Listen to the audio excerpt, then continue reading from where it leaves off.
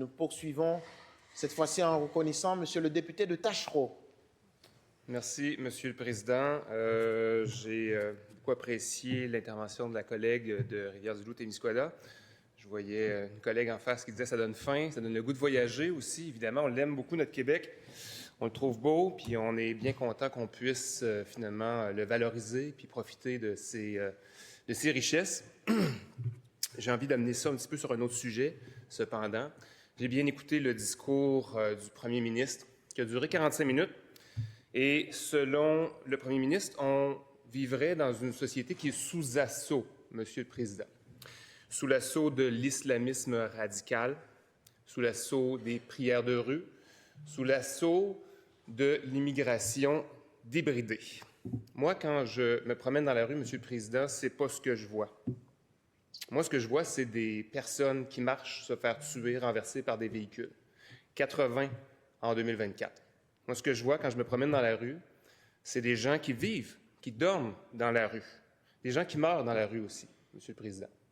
En 2024, 108 personnes sont décédées dans les rues. Elles n'avaient pas de toit. Le premier ministre a dit dans son discours d'ouverture, a parlé beaucoup, mais il n'a pas parlé non plus des 15 féminicides qui ont eu lieu depuis le début de l'année 2025 seulement. Moi, les plus grands dangers que je vois dans la société ne sont pas causés par les islamismes radicaux. Ils sont causés par la hausse du coût de la vie. Ils sont causés par le problème d'accès à des soins de santé mentale. Ils sont causés par l'augmentation de la pauvreté au Québec. 20 % de la population aujourd'hui vit sous le seuil de la pauvreté. Moi, je le vois, les problèmes qui sont importants, dont on devrait traiter finalement aujourd'hui, ont beaucoup plus rapport avec la crise du logement qu'on vit aujourd'hui. Les gens ne sont plus capables de se loger, et ça, c'est vrai en ville, comme c'est vrai en banlieue, comme c'est vrai en région aussi. Ce que je vois aussi, c'est le coût de l'épicerie qui augmente de façon importante. Le coût des transports augmente. Monsieur le Président, je ne sais pas si vous le saviez, mais une voiture neuve aujourd'hui au Québec, en moyenne, c'est 60 000 $. Pas plus tard que ce matin, un article que j'encourage tous les collègues à aller lire, on apprenait que 50 % de la population du Québec est à 200 $ de l'insolvabilité. Les Québécois ont le coussin financier le plus maigre de tout le Canada. Les gens sont étouffés, la vie coûte cher, et on n'a pas entendu parler de ça dans le discours du premier ministre. La fameuse classe moyenne dont on se targue d'en avoir une bien épaisse tranche de la population est en train de glisser de plus en plus vers la pauvreté. Mais tout va bien, selon le premier ministre, parce que le PIB, lui, il augmente. Il n'y a pas longtemps, en répondant à une question de ma collègue, ma chef parlementaire, le premier ministre a eu une espèce d'éclair de lucidité. C'était à la dernière session parlementaire. Alors, fidèle à son habitude, il répondait à ma collègue que le PIB avait augmenté au Québec et qu'il était en train de rattraper celui de l'Ontario.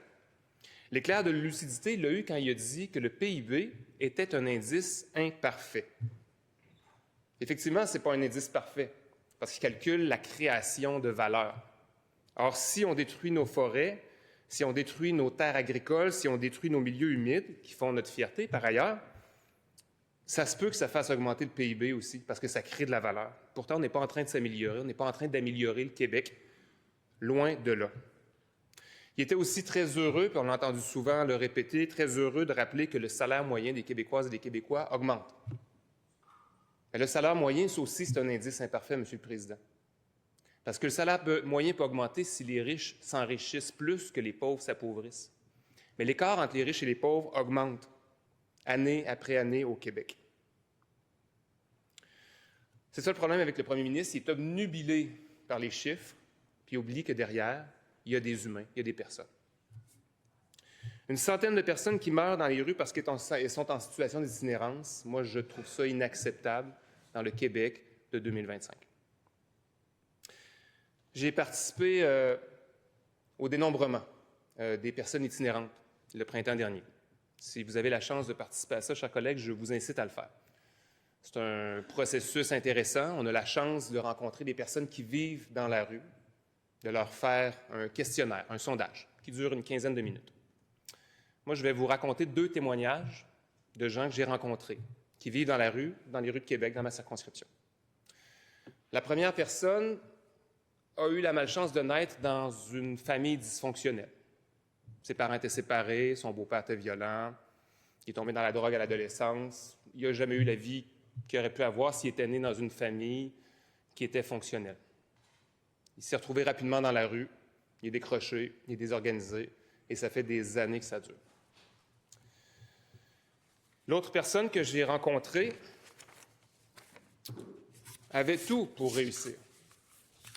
Cet homme-là avait un toit, une femme, des enfants, une job. Il avait étudié à l'université, une maîtrise en informatique, si je me souviens bien. Pendant la pandémie, il a perdu sa job, il a perdu sa blonde, et puis, sans surprise, après ces 2 jambettes dans sa vie, il s'est retrouvé dans la rue. Pour ne pas se faire voler son stock la nuit par des personnes autour de lui qui sont désorganisées, il a commencé à consommer de la drogue. La drogue qui circule dans la rue, ce n'est pas de la bonne drogue, M. le Président. Fait qu'il est encore plus décroché. Lui aussi a commencé à être désorganisé. On l'a échappé. Ça ne veut pas dire qu'on ne va pas le rattraper. Mais pour l'instant, on n'a pas les moyens encore, on n'a pas les ressources pour être capable de le sortir de la rue, parce qu'il manque notamment de liens, d'organismes qui sont capables de créer des liens avec ces personnes-là, puis il manque aussi de logements de transition pour les accompagner dans la réorganisation de leur vie. Ce que je veux dire avec ces 2 exemples-là, c'est que tout le monde, ici, vous, moi, les collègues, nos proches, on est tous susceptibles de tomber dans l'itinérance, M. le Président. Ça peut arriver à n'importe qui. Il y a un député ontarien récemment, l'année passée, je pense, qui avait témoigné du fait que lui aussi avait, malgré le fait qu'il avait été député à l'Assemblée de l'Ontario, s'était retrouvé lui aussi à la rue, pour des raisons similaires au 2e exemple que je vous ai donné. Alors, j'aurais aimé ça, moi, que le premier ministre, dans son discours inaugural, s'intéresse à cet enjeu-là particulièrement, parce qu'on est devant une crise humanitaire sans précédent. En 2018 et 2022, l'itinérance visible, donc qui ne tient compte que des personnes qu'on est capable de voir dans la rue, et rappelons-nous que les femmes sont plus souvent en situation d'itinérance invisible, on les comprend, c'est dangereux la rue. Donc on était à 5 000, autour de 5 000 en 2018, et on était rendu à 10 000 personnes en situation d'itinérance visible en 2022.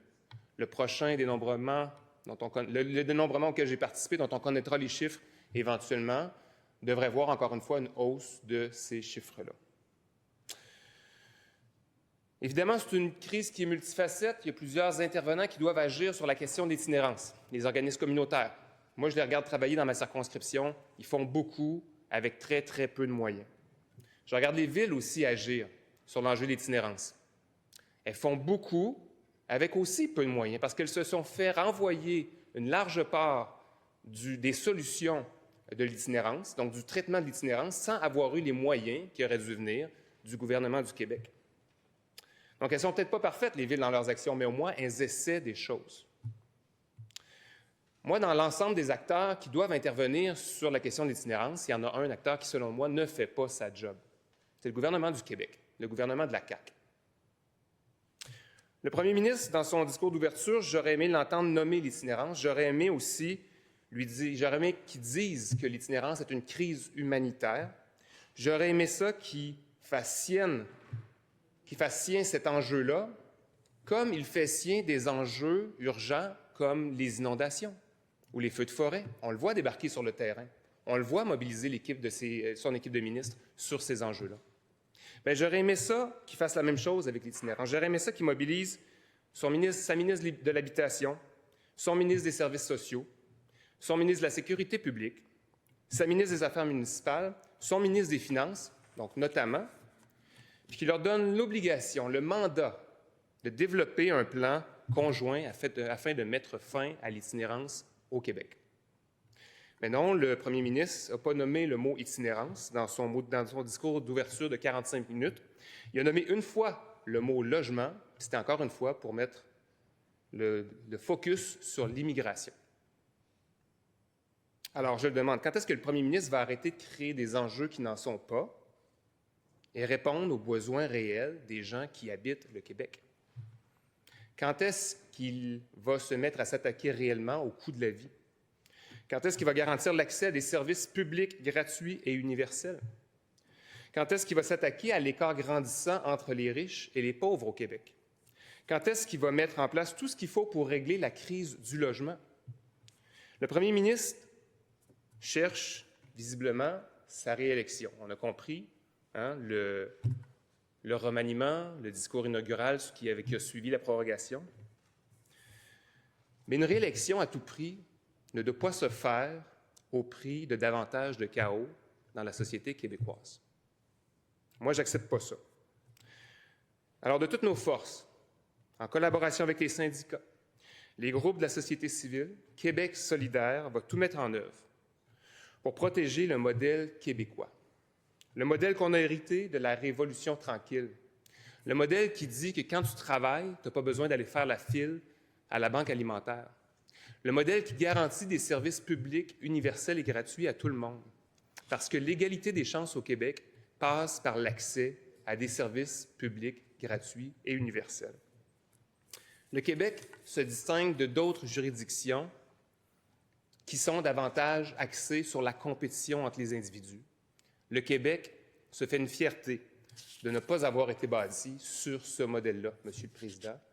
Et ma formation politique, Québec solidaire, en collaboration avec tous les acteurs de la société civile, qu'on appelle aussi des contre-pouvoirs, on va y travailler très, très fort dans la prochaine année pour rappeler au gouvernement de la CAQ ce modèle dont on est si fier et de l'importance de le chérir et non pas de le démanteler. Je vais terminer en déposant une motion de grief, Monsieur le Président, que l'Assemblée nationale blâme le gouvernement de la CAQ pour son manque criant de volonté politique pour agir à la hauteur de la crise de l'itinérance qui se transforme en une crise humanitaire à la grandeur du Québec. Merci, Monsieur le Président. Merci, Monsieur le député de Tachereau. Votre motion, elle est déposée sous réserve de sa recevabilité.